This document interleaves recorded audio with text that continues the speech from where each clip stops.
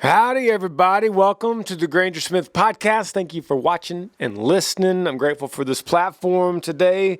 Our show is brought to you by ShipStation. And as folks are adapting to this changing world, we're all going to buy more stuff online. That's the way it is, especially with this crazy virus. And if you are an e-commerce seller, are you ready to meet the demands of this new delivery culture? But you could be ready with ShipStation. Whether you're selling online, you're getting a lot of orders, maybe you're doing like Amber does with the crafts at home, and you want to sell on Etsy, or whether you're Yee Apparel and you're trying to move a bunch of product while still keeping people happy, where they could track it and they could feel confident that their order is going to get there. You can't do that by yourself. It's too much to do. This helps online sellers get orders out quickly, save money on shipping cost, and keep your customers happy. Now, it doesn't matter if, like I said, if it's Etsy or Amazon or your own website. It brings them all into one simple interface to be able to ship. And it's no wonder that ShipStation is the number one choice of online sellers. You're going to ship more in less time with the best rates available. They use UPS, FedEx, USPS, Amazon Fulfillment. So you can compare and choose the best shipping solution for you and your customer. You save money and they're happy at the same time because they probably paid less and got it sooner. So here's your call to action, everybody. Right now, Granger Smith Podcast listeners could try ShipStation for free for 60 days when you use the offer code Granger, Granger. Make sure your business is ready to meet the demands of delivery culture. Get started at ShipStation today. Click on the microphone at the top of the homepage and type in Granger. That's ShipStation.com. Then enter the offer code Granger. ShipStation.com. Make ship happen. Today's podcast is answering questions. I fielded a bunch of them today off Instagram, and I love these kind. I love to be able to dive in, and I don't have any notes, so I'm not keeping notes here. I feel like maybe this show, in a way, could be better if I went through every question and wrote out a little thesis and got it, tried to get real interesting with it. Maybe in a way on some of these questions, they could be better. I could answer them more concisely and give you specific answers. But I think it's cool if I just wing it and I read a question, I screenshotted several of them. If I just kind of wing it, read the question and answer off the top of my head, as if we're sitting in a living room together. That's the goal. Me and you sitting together. Maybe I'm driving, you're sitting shotgun, and we're just having a conversation. That's how I want this to feel. Welcome to episode 45, the Granger Smith Podcast.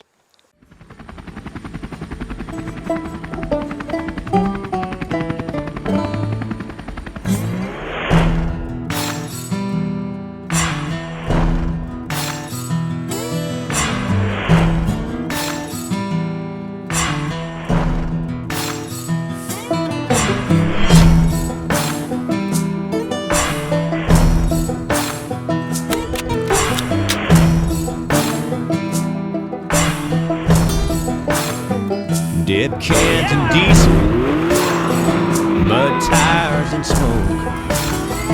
Long line of 4x4s bumping down an old back road.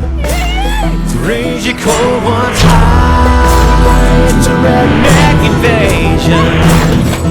Yeah, you're rocking with that Yee Nation.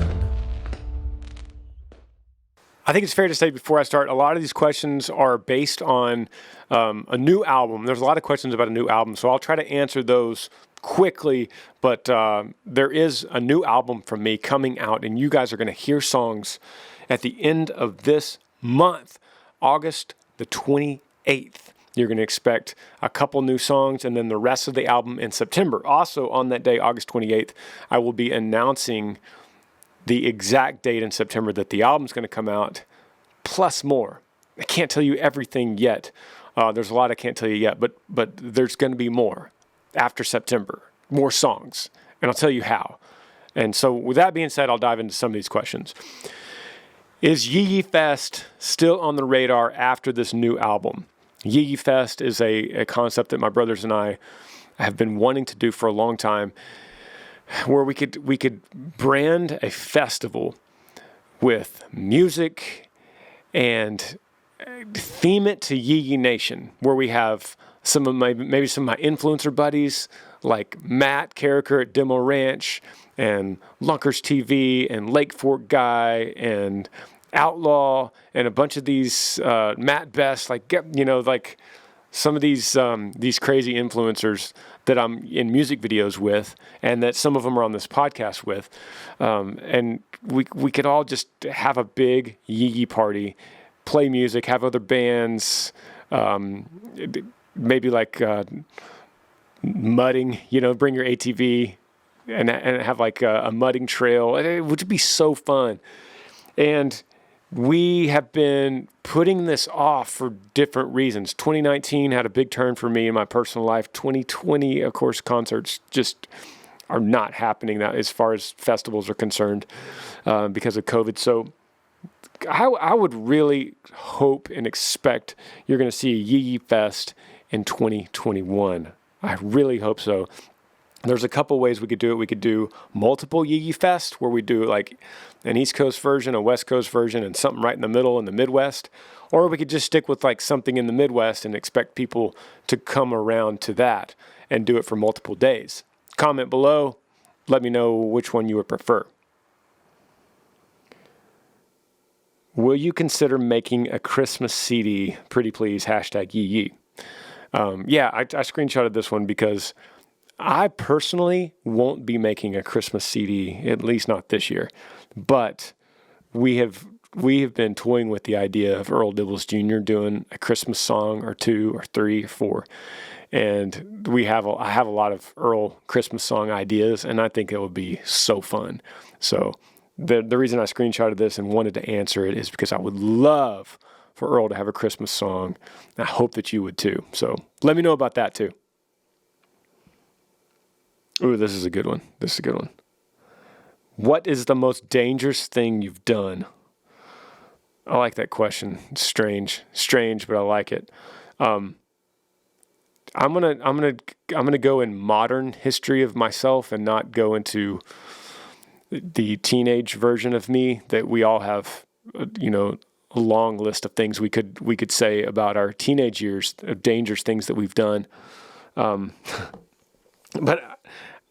in modern history, for me, I would love to think that the most dangerous thing I've done has to involve me going to Iraq and playing music. And we did this 3 times. And each time we went, we would travel in helicopters, Black Hawk helicopters. We would take 2 Black Hawk helicopters. One would have me and the band, and the other one would have our cases and our guitars and gear and drums and stuff like that. And we would be there for about 2 weeks, each of the tours, and we would play about 2 shows a day for 2 weeks. So do the math. Sometimes 3 shows, sometimes 1 show, sometimes 3, most of the time 2. That's a lot of shows. I don't even know exactly how many we played, but every day we traveled. So it could be an average day would be like we're in a FOB, a small FOB, forward operating base, where people haven't seen music in a while, and maybe they don't even have a proper dining facility there. Maybe they don't even have a proper latrine. We saw some places that just had tubes, that literally PVC pipe tubes that went into the ground, and that's where you peed. And that's what they had on base as far as latrine was concerned. So we loved going to those kind of places. So we would play a concert there, right there in the dirt. And then the helicopters would come in to the LZ. They would pick us up, and we would go to another gig, and we would go to a similar place, and we would play the gig, and then we would stay there in tents. So we'd stay in the tents.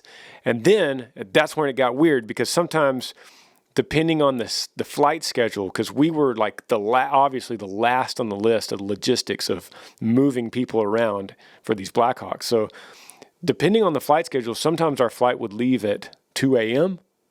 Sometimes it would leave at like 7 a.m. That was mostly early morning, like 6, 7, 8 a.m.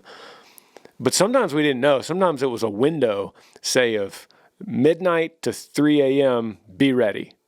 So we would sleep in our clothes with our bags, and just lay on our bags. And we learned, just like the Army did there in the Marines, to fall asleep and lay on the bag as a pillow and be ready. If you hear a helicopter, they would wake us up, say, hey, birds are rolling in. So with that, to get back to the question, there's always a danger when you're flying that much twice a day in helicopters in a war zone. There's always just a certain amount of danger that goes to that, because we would ask them, like, how many Blackhawks go down ever in Iraq? I'm thinking maybe 1 or 2, and you would hear about it on Fox News. No, I was wrong. They go down a lot, and our news media outlets just don't report it. You just don't, because it's like it doesn't matter anymore to the average civilian as far as a news cycle. So, but they do go down a lot. And those men and women that fly those, oh gosh, there's a lot of tough gigs out there. And that's one of them that you don't think about as often. Those pilots and those crew chiefs and everyone that flies in those Blackhawks. It's tough, man. They're like the workhorses of the Middle East for American forces. They're just going. And there's a lot of danger to it. There was several times when we had really close calls with shoulder-mounted rocket launcher, grenade launchers. I can't even think of everything that there was. There were a lot of small armed guns that were shot at us. I can't even think of everything that was fired at us, but we got a little taste of a lot of it. And we would have to shoot flares out to distract. We would make all kinds of evasive maneuvers. I learned really, really fast that those Blackhawks could maneuver like crazy. They just go up, And I mean, it's no roller coaster can compare to a Black Hawk helicopter.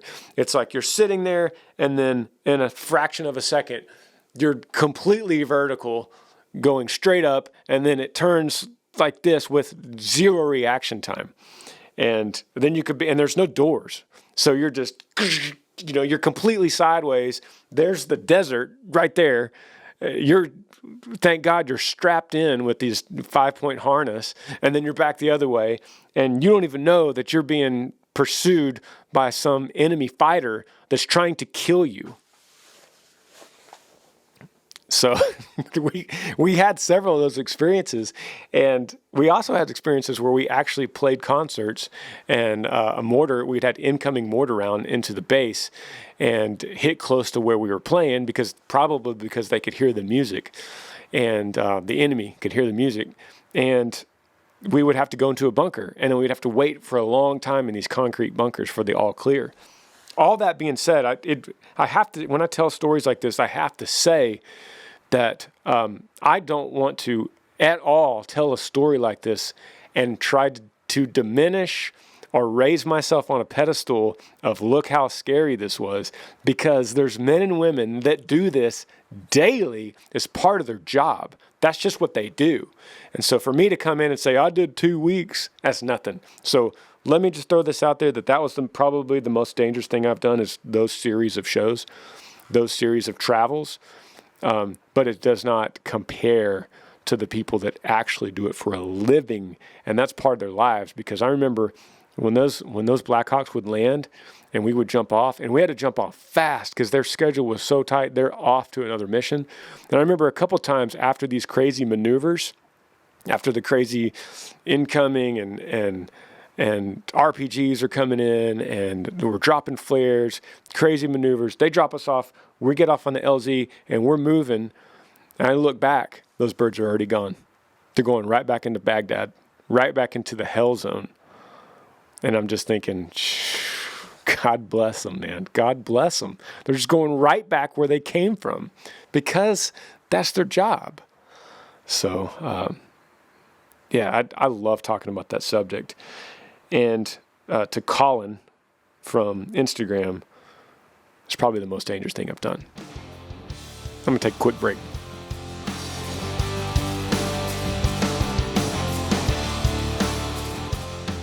This podcast is brought to you guys by Features. There's little things you could do in life that end up these small things that make a big difference. Like if I'm making an album and I'm listening to putting the song together and all the instrumentation, and it's like it's not right, and then I find this one little guitar part, this tiny little thing, and I change that one little part, and suddenly the song comes together.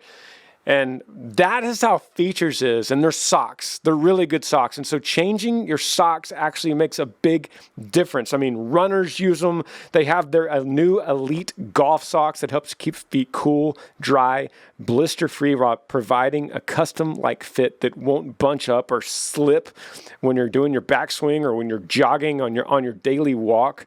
I'm actually wearing them right now. And they feel like they're super thin, but they feel thick, if that makes sense. They wrap around your feet, and they create this texture that feels almost like you're wearing a tennis shoe inside your tennis shoe, without feeling like it's even there at all because it's so thin. I'm not really sure how they do it, but it's really amazing, and I'm wearing them right now.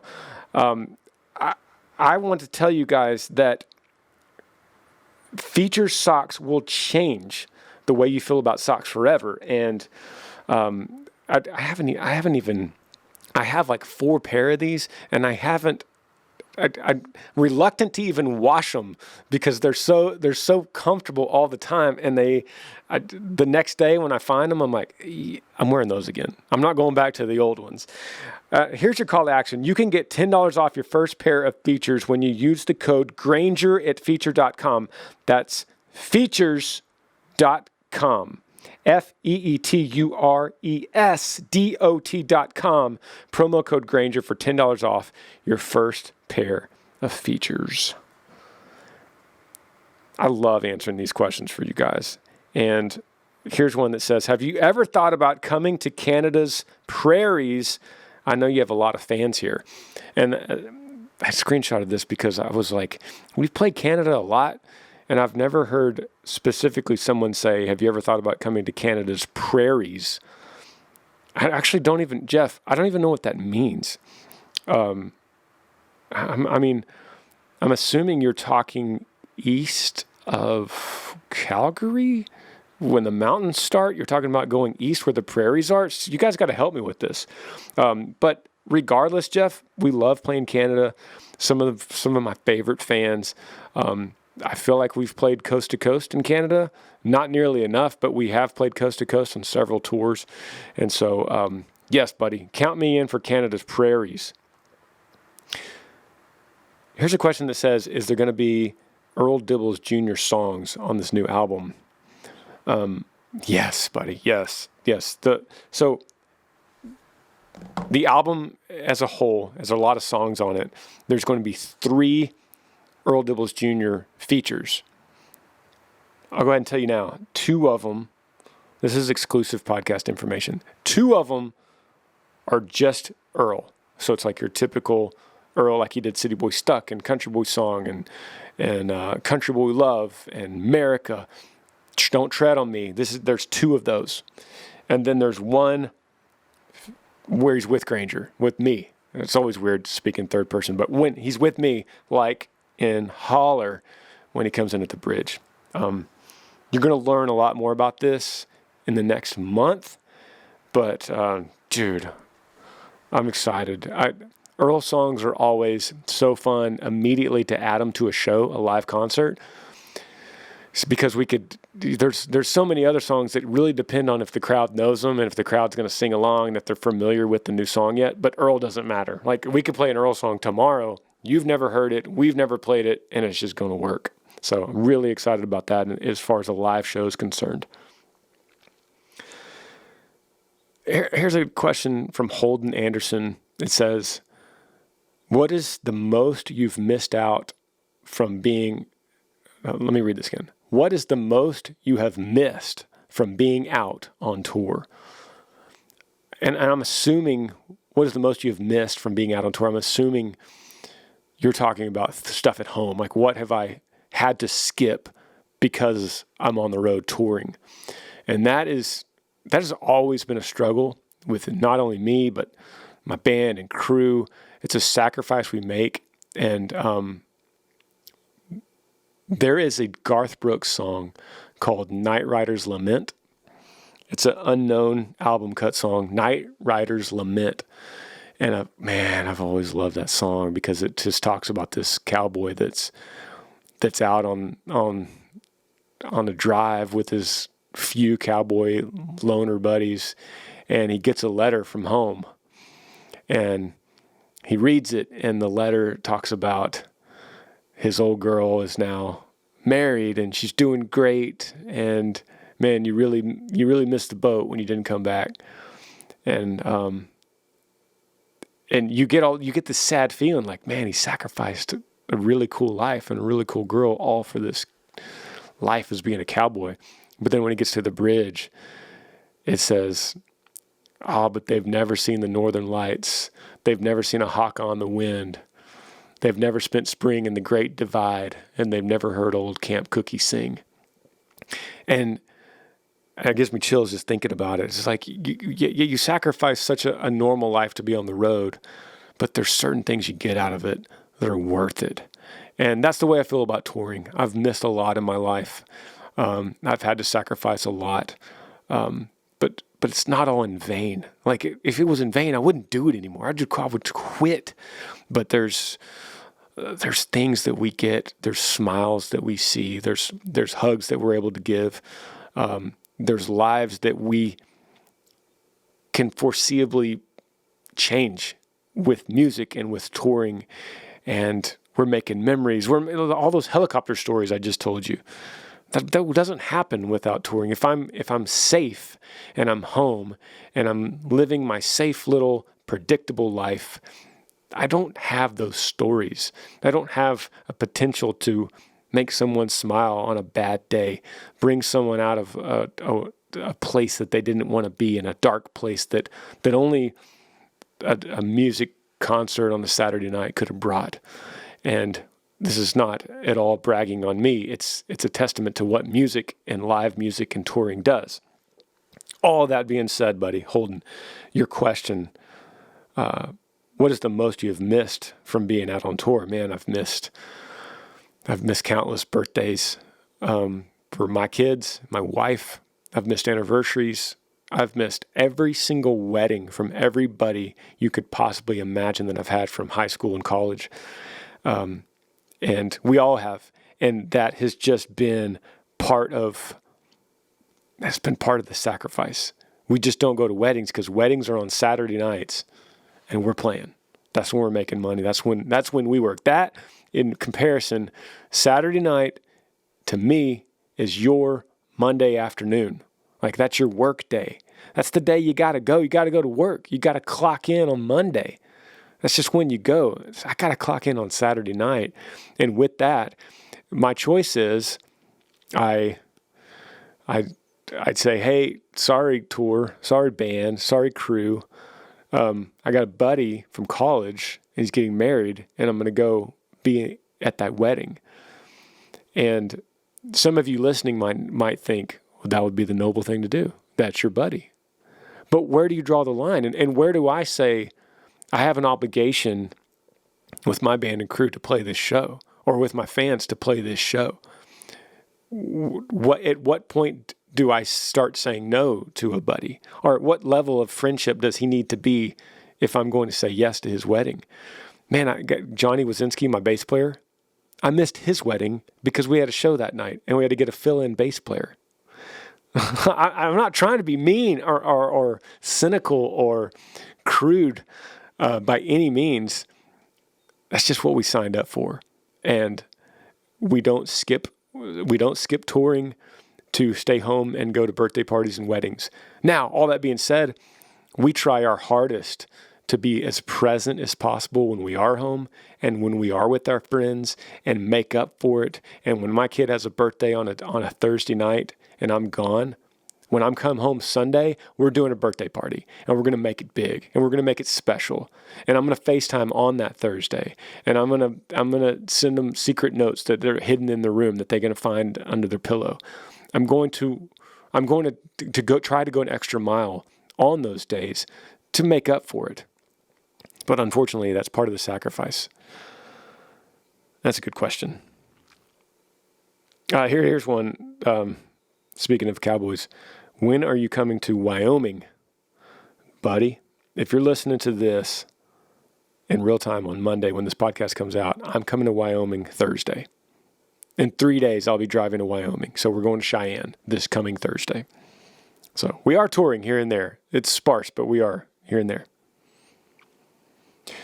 Iceberg asks, what kind of music making software do you use? And I'm assuming you're talking about recording. You say music making software. I'm assuming you're talking about audio recording software. And that is Pro Tools. It's what I'm using right now for this podcast. Directly behind this camera, I'm running my laptop and I'm running Pro Tools. And it's recording this microphone into Pro Tools.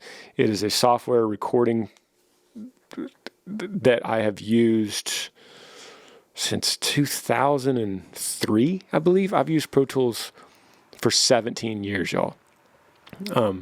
I was using it when it was old and black and white, and it was great back then. I was going to say old black and white, not that good, but hey, it was great in comparison. Like it's always been top of the line, cutting edge technology. It's always been very user friendly, which is what I love about Pro Tools. But if you guys are thinking about it, it's kind of the industry standard too. There's a few others that people use, and the industry standard is typically Pro Tools. So if I'm recording in Pro Tools, I could send it to a buddy who's going to put a guitar down in Pro Tools, and I could send it to my other buddy who's going to mix it in Pro Tools, and my other buddy who's going to edit in Pro Tools. So most people use it. It's industry standard. And if it's not, if someone's not using it, you could easily bounce down to WAV files and send them that for the software that they're using. But I'm a big advocate for it, and I've used it for 17 years. And a lot of albums, every album you've ever heard, every vocal you've ever heard, has come from my computer on Pro Tools. Different versions. Here's one.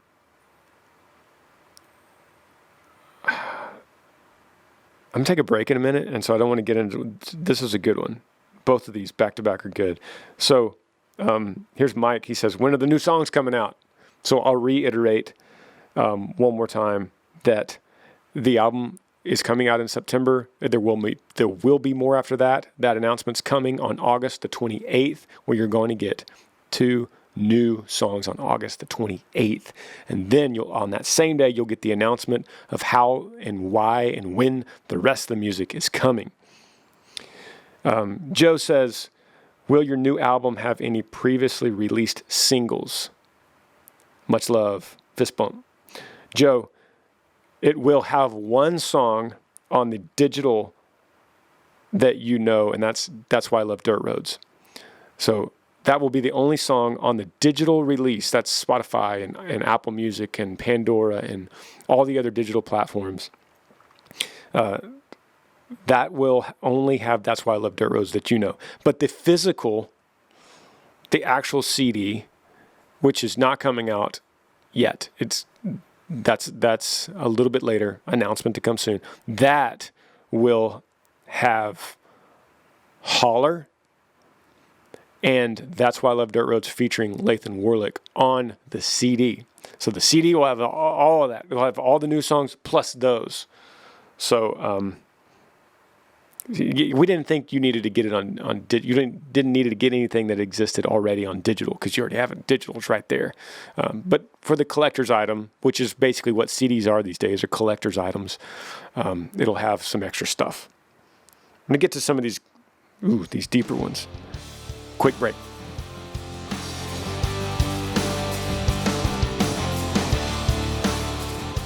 This episode is brought to you guys by Raycon earbuds. Whether you're working from home or working on your fitness, you want what you're listening to be what you're listening to, not your roommates or your neighbors or significant other, or your children crying or laughing or in the background. You want to isolate, and everyone needs a pair of wireless earbuds. But hey, before you drop all this money, hundreds of bucks literally on a pair, check out the wireless earbuds from Raycon. And you already know that Raycons, they start off literally at about half the price of any other premium wireless earbud on the market, and they sound just as amazing. And they really seal, so you're not going to get all this outside noise. Their newest model, the Everyday E25 earbuds, are their best ones yet, with 6 hours of playtime, seamless Bluetooth pairing, more bass, and a more compact design that gives you a nice noise-isolating fit. Raycon's wireless earbuds are so comfortable. They're perfect for conference calls or Granger Smith Podcast or the new Granger Smith album. I like them because when you're on an airplane, during a normal time, I'm on an airplane a lot, and people are chatting around you, and you hear that hum, and you just want to close your eyes and get lost in a little music or a little podcast. These are perfect for that, and with that 6 hour of battery life, it's going to be really easy to get on any plane and go the whole flight.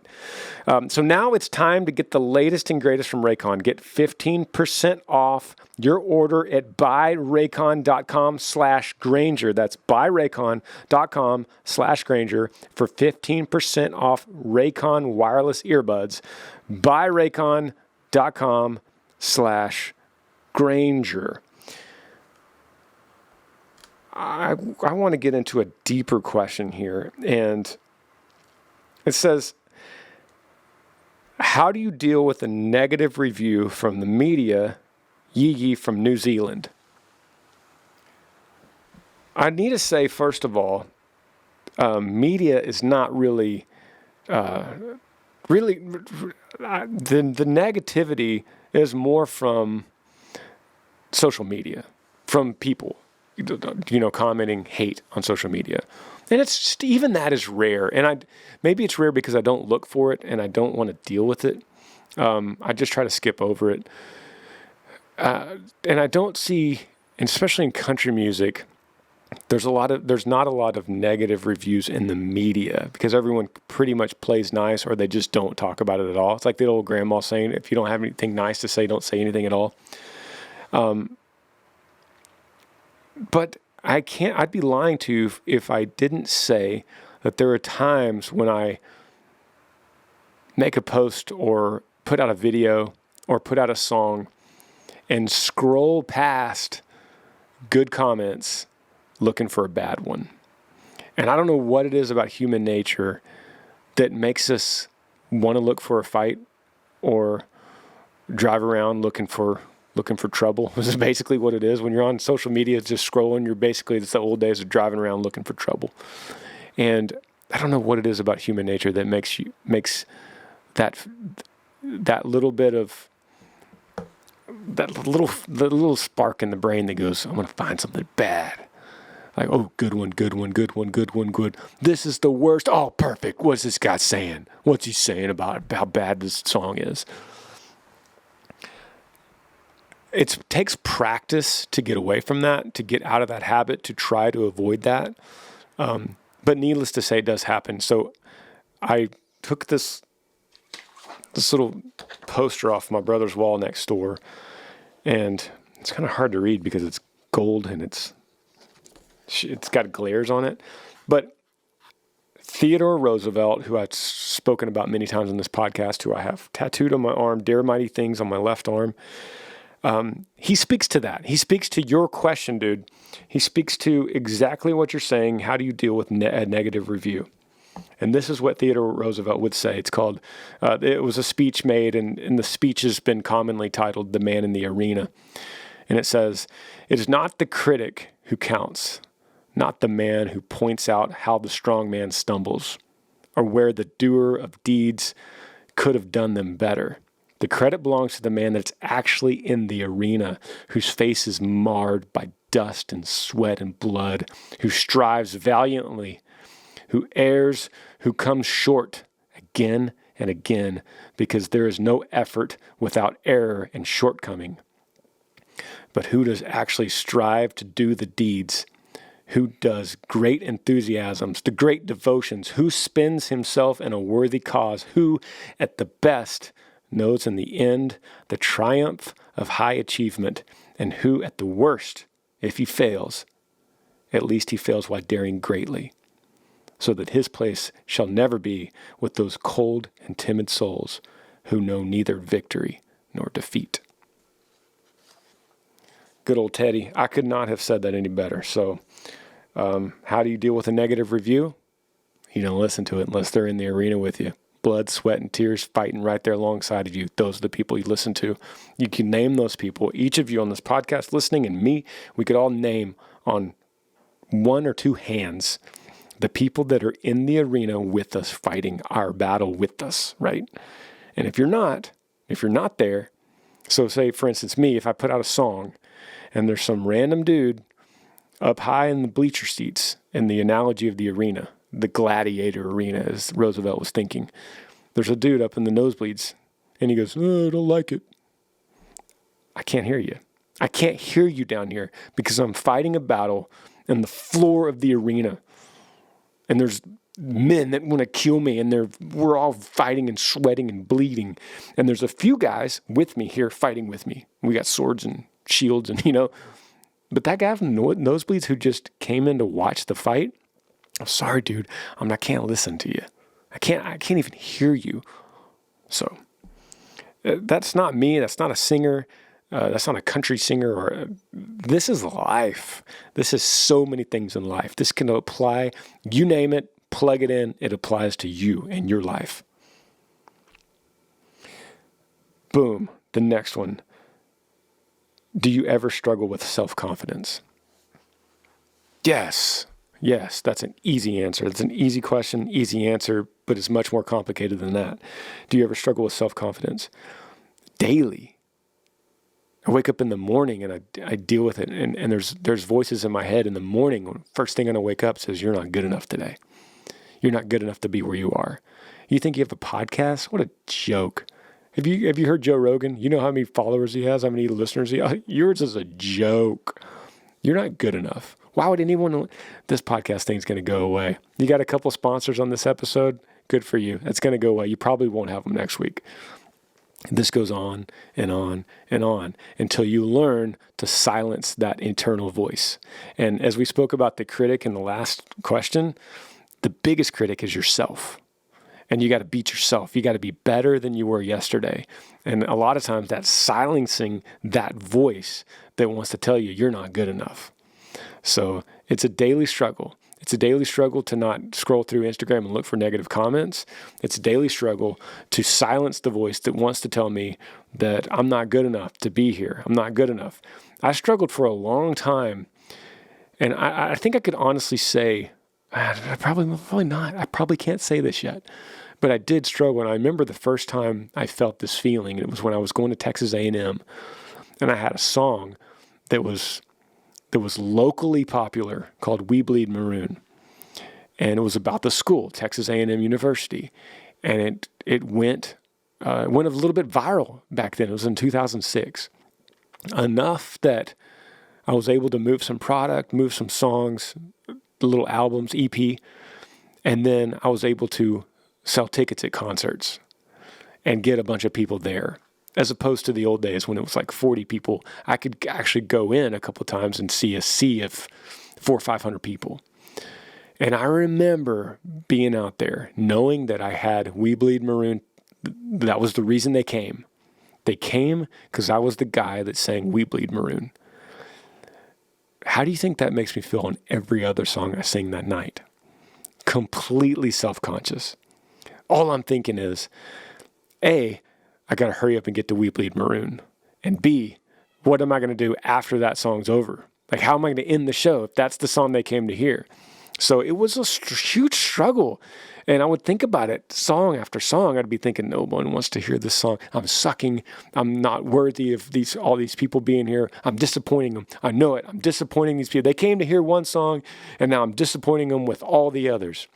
Instead, I could have been replacing those thoughts with, all right, I'm going to try to win these people over. They came to hear one song, I'm going to try to win them over with another song that they don't even know. And then they'll leave here a fan of that song. But I would be lying if I said the voice that won those conversations in my head was typically the voice that said, "You are not worthy to be here. You're disappointing these people. You better hurry to get to "We Bleed Maroon." And I still feel that voice. It's gotten a lot better. I would say 95% of the shows I play now, I'm able to enjoy them and play them song by song and actually enjoy the moment and be in the moment with my band and be in the moment with the fans. But there's still that 5%. Maybe I'm in a bigger show, or it's a TV show, or it's a big arena show, and I think, I got lucky. I just got lucky. I lucked my way into the show, and I just tricked them. I tricked these people into thinking that they should be here to hear me, but then they're really going to be disappointed and probably end up filing out one by one as soon as they realize the joke's on them. I'm a con artist, and I tricked them into coming to this show. So yeah, I know that's a long answer, but do I struggle with self-confidence? Absolutely, I do.